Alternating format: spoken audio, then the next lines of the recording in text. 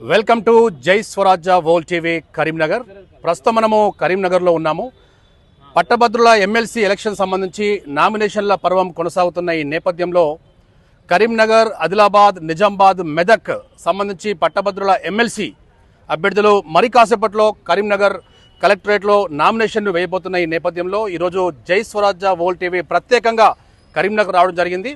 ఇక్కడ ఎమ్మెల్సీ అభ్యర్థి వివిధ పార్టీల విషయానికి వస్తే కాంగ్రెస్ నుంచి ఆల్ఫోర్స్ నరేందర్ రెడ్డి గారు, ప్రఖ్యాత విద్యావేత్త, మరియు బీజేపీ నుంచి అంజిరెడ్డి గారు, మరియు ఎమ్మెల్సీలో కొంతమంది ఆశావాదులు మరియు ఇండిపెండెంట్ అభ్యర్థులు కూడా ఉన్నారు. ఆ ఇండిపెండెంట్ అభ్యర్థుల విషయానికి వస్తే మాత్రం ప్రసన్న హరికృష్ణ గౌడ్ ఈ విషయం అనేది, ఈ పేరు అనేది కొంచెం ఎక్కువగా ప్రముఖంగా వినబడతా ఉంది.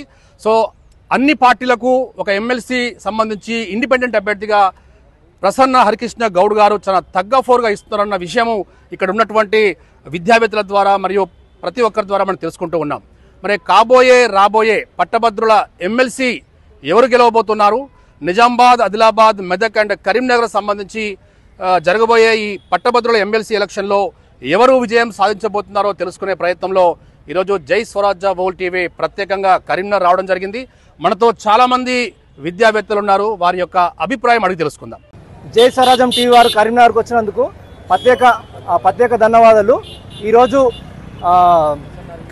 ప్రసన్న హరికృష్ణ గారు ఉమ్మడి కరీంనగర్, మెదక్, నిజామాబాద్ ఎమ్మెల్సీ స్వతంత్ర అభ్యర్థిగా ఇక్కడ నామినేషన్కి వచ్చినందుకు మాది యాదాద్రి జిల్లా రామన్నపేట మండలం.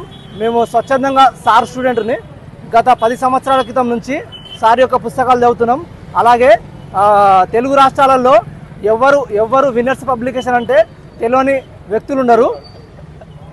వ్యక్తులుండరు కనుక సార్ని ఖచ్చితంగా అఖండ మెజార్టీతో గెలిపించాలని, అలాగే గతంలో ప్రసన్న హరికృష్ణ సారు ఎన్నో సేవా కార్యక్రమాలు చేసిండు. ఎందరికో పుస్తకాలు ఉచితంగా పంపిణీ చేసిండు. ఇన్స్టిట్యూట్లలో చాలామందికి అది కోచింగ్ ఇచ్చిండు. లైబ్రరీలో ఉమ్మడి 4 జిల్లాలలో కాకుండా తెలంగాణ ఉన్న అన్ని లైబ్రరీలలో సారు తన పుస్తకాలను డొనేట్ చేసిండు. సో సార్ని ఖచ్చితంగా అఖండ విజయంతో గెలిపించాలి. అలాగే ఈ మధ్యలో ఇటీవల కాంగ్రెస్ గవర్నమెంట్ ప్రసన్న హరికృష్ణ సార్ని చాలా టికెట్ ఇస్తని చాలా రోజుల నుంచి తిప్పించుకొని టికెట్ ఇవ్వకుండా అన్నని మోసం చేసింది. అలాగే ఇక్కడ ఉన్న ఆల్ఫోర్స్ నరేందర్ రెడ్డి గారికి టికెట్ ఇచ్చి మన బీసీ వాదాన్ని కావాలని కంపల్సరీ తొక్కేసి, ఒక బీసీ అభ్యర్థిని తొక్కేసి ఈ కరీంనగర్ జిల్లాలో బీసీ ఎవరు నాయకుడు ఎదిగొద్దని ఆ ప్రసన్న హరికృష్ణ అన్నకు టికెట్ ఇవ్వలే.